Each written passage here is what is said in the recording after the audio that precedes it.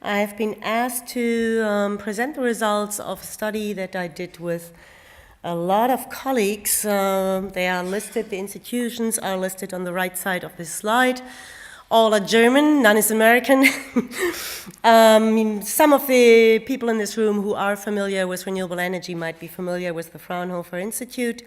And there's the Institute of Economic Research in Berlin, us, and another in Saarbrücken-based institute. So whatever I'm showing here is part of a joint research, and I don't claim ownership for the following. Anyway, the study has been commissioned by the Federal Ministry of the Environment, but it was this group of people that gently nudged the ministry and said, please do pay us for a large study, and it's still going on. It has been started in 2 years ago, still ongoing. And the reason was that the German government at that point, being a little over-enthusiastic, had published a little flyer on the cost and benefit and just added a whole variety of benefits that you can't really add, but they just kind of scraped all the benefits and then came up with a ridiculously high number that we're all in favor of renewable energy, but that we felt was overshooting and, it wasn't really credible. So we said, please commission this study, and eventually they did. So I feel a bit uncomfortable in a session on the future of renewable energy because actually what we did is we looked at the costs and benefits thus far, but maybe having 23% in electricity generation from new renewables, so not water but anything else, not hydro but anything else. Maybe this is the future for at least some countries what they actually want to attain. So maybe looking at the first experiences with this large amount of renewables to be integrated in the grid is like a future perspective for some of you. And I can actually answer the question, and I'm so sorry that the colleague with the nuclear seems not to be in the room, because I can actually answer the question of grid integration and the costs thereof and all these things that he was claiming that renewables should be showing transparently. Well, Germany does. We established a monitoring process since going back to 2008 until today, and all these little cost and benefit aspects are frequently monitored and are written down, and I think every now and then we do it in English, and this is one of the every now and thens. So we tried to find out which type of costs and benefits you can actually add. And without going too much and too deep into methods, we found, there's something like system-related costs and benefits. And these are obviously the additional costs of renewables compared to a fossil fuel-based system, the additional cost of control and regulation energy, the costs of grid extension as far as they can be attributed to renewables. And, well, we should do something on the benefit side, so we should measure something on the benefit side. And we came up with the number of the avoided environmental cost. And I take you through all these categories on the next slides. Just the public debate, and also, well, Germany's going to have elections in September, so also the political debate currently focuses much more on the second category. Nobody really cares currently about the cost-benefit analysis. People do care about the distributional effects. They care about who's the winner and who's the loser and who's paying more. We do have a feed-in tariff, as you might know, which results in something that is called the EEG surcharge. The EEG stands for the German of the Renewable Energy Law, Erneuerbare Energiengesetz. We do have exemptions for energy-intensive industry, and luckily my Austrian colleagues are having a really nice poster on what I call here the merit order effect, which is the effect of renewables on the spot price in the electricity market. And these are really things that are heating people's feelings. And then, of course, there's the usual macro effect, which actually originally is is what my company does. So we look at investment turnover, we look at employment, and I don't know if I will be getting that far, but it's only one slide at the very end. So let's start. And before well, I miss all my results because I get into talking too much. I just put the results at the beginning so that you already have seen them, and then I take you through all the effects. You see the system-related effects, those are the only ones that you can actually add, and you cannot come up with a cost-benefit analysis type of number. You see, and I brought you the years 2011 and 2012, and the 2012 numbers are very, very new, so we just did them, and I think the ministry didn't even see them, so you are seeing them before the official report, but I just talked to them and discussed it with the ministry, and they said, yeah, go bring it to Scotland and show it around. Avoided environmental costs, this is all billion euro. So everything up there, no use in pointing there, is billion euro. So, and it's only electricity. We are doing in the study, we are also doing heat and traffic, but I just brought you the results for electricity, except for the employment numbers at the bottom of this slide, which are a bit hard to separate because you have CHP processes and so on. So this is for renewables as total. And you see, well, the additional costs are a bit larger than the benefits. And I'll show you why that is and what the measurement issues are. But the largest position, as I already pointed out, is the EEG surcharge. And that is the amount of money that has to be redistributed to all electricity consumers. And that's a bit larger, that's much larger than the additional costs, and we will see how that comes. Additional costs, that's fairly easy, the calculation, and you can always look it up. I brought also a lot of backup slides, so these are only the result slides, and on the website you will see how all these calculation methods worked if you are interested in that type of thing. Additional costs are driven by, well, largely by investment in renewable energy, and then it's annuitized, I think you call that. So you calculate the levelized cost of renewable-based electricity, deduct, if you had it, the levelized cost of fossil-based electricity. Since you don't have that, you take something that is called the applicable price, and since the fossil-based industry never lets us know what the levelized costs really are, but they never argued our applicable price, so I think we got that about right. And you see that it is driven by, well, on the one hand, fossil fuel prices, where coal prices decreased, which is always bad news for renewables if the fossil fuel price decrease. Gas prices in Germany increased, and with these two drivers and the large decrease in photovoltaics prices, we are ending up with this type of additional cost, or with this amount of additional cost. On the lower right bottom of the slide, I brought you an outlook, which is the German renewable energy official scenario for the development of additional cost for the near and far future. And you see that these additional costs will decrease gradually and become negative. So that means renewables will become less expensive than fossil fuel-based electricity generation. And this is always accumulated cost over a certain time span, and since I'm afraid you can't read it, it goes until 2040, so the largest negative bar there is in 2040, 2030 to 40. Integration cost. Yeah, somebody was claiming that renewable energy has also to show all the costs, and that's actually what renewable energy always also does. They say, oh, all the other electricity generation technologies should, be transparent about all the costs. Excuse me. Here we try to do that. And you see first of all, it's low.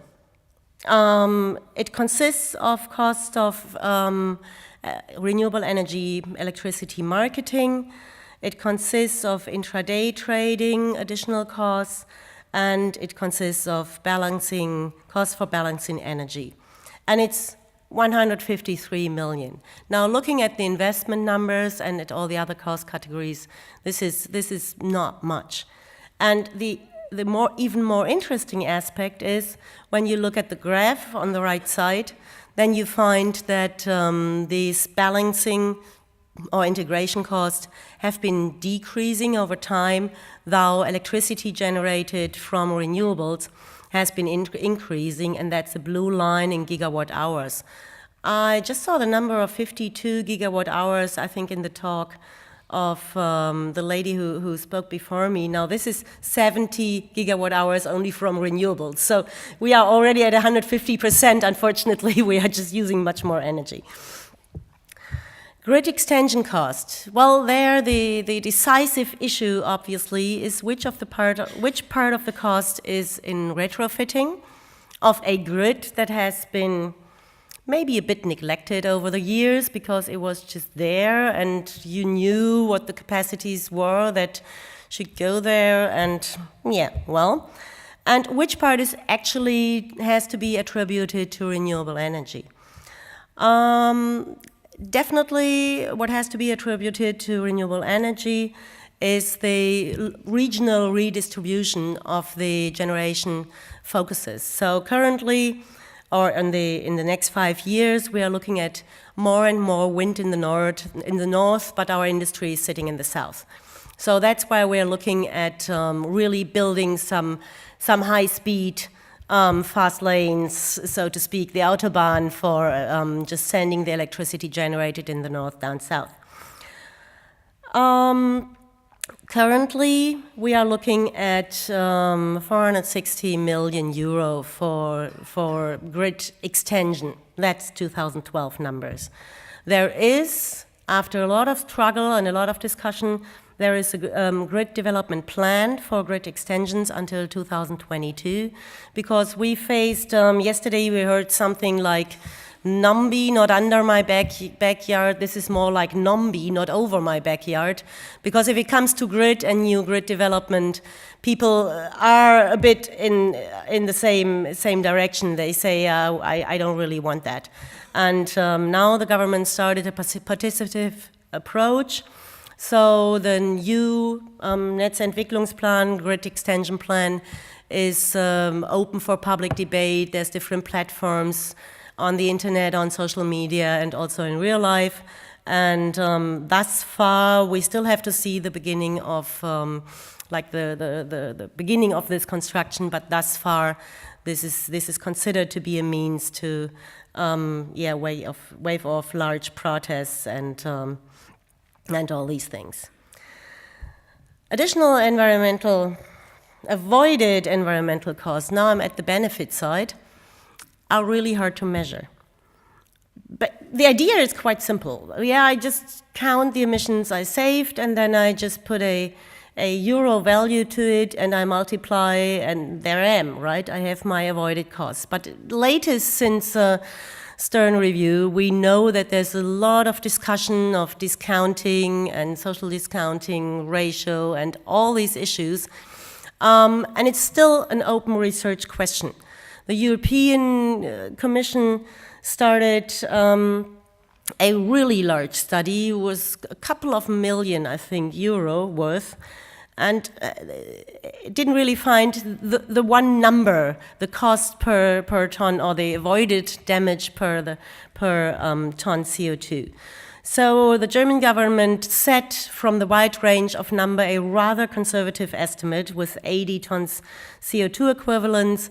And this number we use to generate the avoided environmental cost, which amount to 8.8 billion euro in 2012. When you look at the balance, then, as I said, it's slightly negative. It's like a reddish zero or something like that if you are benevolent towards renewables. Germany had between 7 and 7.5 gigawatts photovoltaics capacity installed each year for the last 3 years, and now the costs have come down tremendously. It still was a large chunk of investment and a rather small contribution to overall electricity generation. And since the damage cost and the avoided emission just holds true in a similar fashion, not exactly in the same fashion because different technologies substitute different fossil fuel technologies, but between wind and solar, for instance, it's intermittent and it's a similar fashion. And that drives up a bit the additional cost, and it drives down a bit the effect on the benefit side. So a slightly different mix might lead to more balanced results. But as I said, the more interesting things in the public discussion are in the distributional effects. And how am I doing time-wise? Oh, okay. So I will skip the details of the German Renewable Energy Act, and it's all published in English on the website of the German Environmental Ministry, so people can actually look at it. You know it's technology specific. It goes back over time to reflect innovation, and it gives certain bonuses for early starters or for doing some system-related benefits and so on. But what causes the most discussion is the redistribution mechanism, because, when you are for instance, you're having a PV module on your roof, you get the feed-in tariff, you feed the electricity to the grid, and the TSO is required to take it. It's priority and required to take it. And it's required to sell it on the market. Now, on this beautiful poster of my Austrian colleagues, you see what happens when there are a lot of renewables in the system at a certain point, because that drops electricity prices, the spot prices. It's called the merit order effect. And the unfortunate thing is that once the spot price is really low and you get a fixed feed-in tariff, the difference between the spot price, what you sell it for, and the feed-in tariff extends over proportionately. And that's why the whole surcharge amounts to more than the actual real additional cost. It's a bit, I don't know, it's a bit wrongly designed, actually. This merit order effect basically assumes that generation, when you have a lot of renewable energy generation, then you don't need so much fossil fuel-based generation, and thus it drives down the cost and it drives down the spot price, because basically you have just a shift in demand. Most of your demand is just covered by renewable energy, and so you are going down the merit order, you are going down the supply curve towards the less expensive power plants. And that's in the size of 5 billion euro, which would be a good news, because a lot of the industry can go to the spot market when electricity is just inexpensive. The bad news is just for the redistribution of renewable energy. And then to keep steel and aluminum and paper and pulp companies in the country, there is what is called a special equalization scheme. And this is basically that all these companies have only to pay a very, very small contribution to financing renewable energy, and the total amounts to 2.5 billion euro. That is basically given to these companies for free. Yes, I am getting there. Social aspects, as I said, well, for instance, the feed-in the surcharge, the EEG surcharge, is as regressive as any other tax or any other eco-tax or any other tax on goods, basically. And so households on average spend 2.6% of their expenditures on electricity, but of course poor households spend proportionately more, and if the electricity price is increased, then poor households spend over proportionately more on electricity. And there is a discussion currently if you should give this amount of money as a social transfer, or if you should for instance, rather support buying energy efficient appliances, so that the range of possible reactions for poor households will be a bit larger. Now, coming to the end, just as promised, a couple of the macro effects. This is like timeout.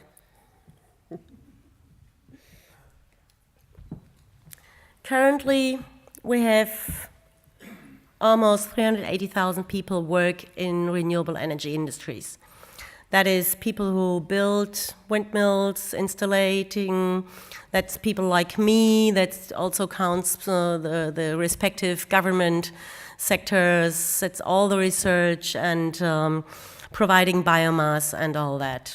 We are calculating, we now is GWS and another partner are calculating this number, updating this number each year. And we have been doing so since 2004, and it more than doubled since then. So we're coming from like 150,000, and now we are at 380,000. It's moving a lot of money around, the renewable energy deployment. It's almost 20 billion euro that have been invested in 2012. And like the international numbers we've seen earlier today or yesterday, it went back a bit, but the decrease is reflecting, mainly reflecting the decrease in photovoltaic prices, as I said, more than 40% in the last year. So you pretty much bought the same power generation capacity, but just for 2/3 of the price. Turnover in German companies was 22 billion, so turnover is higher than the actual investment in the country. That means part of the investment is from imported goods, but exports, like in all other sectors in Germany, we have a trade imbalance. We are exporting more than we are importing. And on that note, import reduction of fossil fuels also counts for 4 billion euro, which doesn't really improve our trade balance, but in terms of energy security, still might be good news. In closing, do the benefits outweigh the cost? The part that is countable and the part that is attributable with a euro sum, it comes close, but not really outweighing. As I said, distributional effects are policy-wise the most interesting effects and aspects that should be taken care of in the very near future. The macro effects, also in terms of exports, are very promising. And what we did not account for, but we will partly, because it's still an ongoing project, will be the effects on R&D, on spillover from other industries into other industries, improved infrastructure, and the energy security issues that we only have been roughly estimating with import reduction. And with this, I'm through, and I thank you, and I've been sorry for throwing all these numbers at you, but maybe we can discuss it in the break.